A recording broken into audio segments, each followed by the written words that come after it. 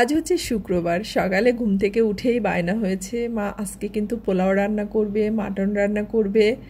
ও জানে যে সপ্তাহের একটা নির্দিষ্ট দিনেই বাসায় একটু ভালো কিছু স্পেশাল রান্না করার চেষ্টা করি। নমস্কার, আমি লিপি সাহা। হ্যালো এভরিওয়ান, কি অবস্থা, কেমন আছেন সবাই? আশা করছি খুব খুব ভালো আছেন সবাই। আমরাও ভালো আছি আপনাদের আশীর্বাদে, ঈশ্বরের কৃপায়।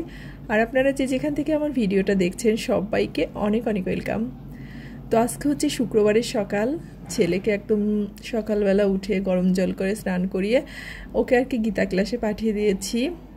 আর এখন দুপুরে রান্নার প্রস্তুতিটা নিচ্ছি। সকালে নাস্তাটা সবারই হয়ে গেছে, আর দুপুরে যে ছেলের বায়না হয়েছে সেটাই ভাবলাম আজকে রান্না করব।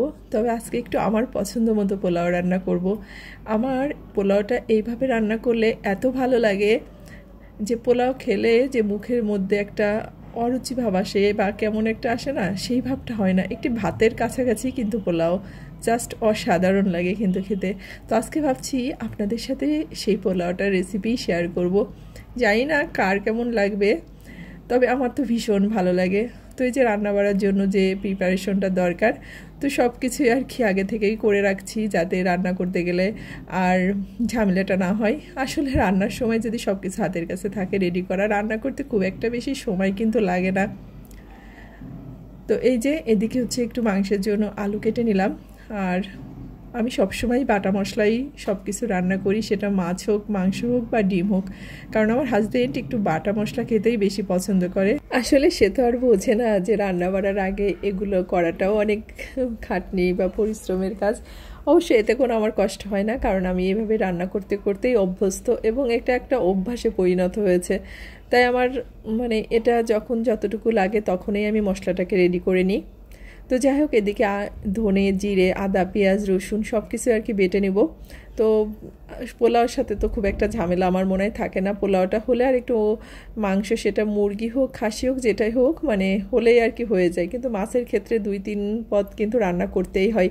তো মাংস রান্নলে এই একটা ভালো বলতে পারেন যে ঝামেলা মুক্ত থাকা যায়। তো যাই হোক, আমি সবসময় মাটনটাকে হাতে মেখে আর কি রান্নাটা করি। সব বাটা মশলা, গুঁড়া মশলা, গুঁড়া মশলা বলতে একটু মরিচের গুঁড়া, একটু হলুদের গুঁড়া, এগুলাই। তো এগুলো দিয়ে একসাথে একটু ভালো করে মেখে তারপর রান্নাটা করি। আর এভাবে খেতেই বেশি পছন্দ করে আমার হাজব্যান্ড, তো সে কারণে আমি মাংসগুলো এভাবেই রান্না করি। তো এদিকে সয়াবিন তেল দিয়ে দিলাম। বাসায় হচ্ছে সর্ষের তেলটা শেষ হয়ে গেছে, না হলে সর্ষের তেল দিয়েই মাংসটাকে আগে মাখিয়ে নিই। তো এদিকে মাংসটা আমার কষানো হয়ে গেছে। আর মাংসটা পরে দেখলাম ফ্রিজে খুবই অল্প পরিমাণে ছিল, যে পরিমাণটা ছিল সেটা আমাদের একবারই আর কি হবে। তো ভাবছি রাত্রে অন্য কিছু আর কি রান্না করা যাবে। তো এদিকে মাটনটা কষানো হয়ে গেছে। এখন একটু জল দিব, জল দিয়ে তার মধ্যে একটু 2-3টা সিটি দিয়ে নেবো, যেহেতু খাসির মাংস তো সে কারণেই। আর খাসির মাংসটা সবসময় একটু কম রান্নার চেষ্টা করি, তার কারণ হচ্ছে আমার ছেলে যতক্ষণ থাকে ততক্ষণই সে আর কি খেতে চায় বা খেতে বায়না করে। আর ওর তো খাওয়া নিষেধ, এ কারণেই আর কি একটু অল্প পরিমাণেই রান্নাটা করি। তো এদিকে মাটনটাকে প্রেসারে বসিয়ে দিয়ে এখন হচ্ছে পোলাওটাকে রান্না করব। তো ওই যে বললাম যে পোলাওটা আজকে আমার পছন্দ মতো রান্না করব। তো এই যে জল দিয়ে দিয়েছি, তো জলটা গরম হয়ে গেছে। তো জলের মধ্যে তেজপাতা, তারপরে এলাচ, দারচিনি, লবঙ্গ, একটু লবণ, তেল সব কিছু দিয়ে, সর্ষের তেল সব কিছু দিয়ে জলটা ভালো করে ফুটিয়ে নিয়েছি। এবার পোলাও চালটাকে না আমি 1 ঘন্টা আগে ভিজিয়ে রেখেছিলাম জলের মধ্যে। তো ওই চালটা আর কি দিয়ে দিলাম জলের মধ্যে। আর পোলাও রান্না করব, দুধ দিব না সেটা তো আর হয় না। তো দুধ হচ্ছে লিকুইড দুধ ফ্রিজে ছিল, তো ওটা আর কি বেরো করা হয়নি, তাই গুঁড়ো দুধটাই দিয়ে দিলাম।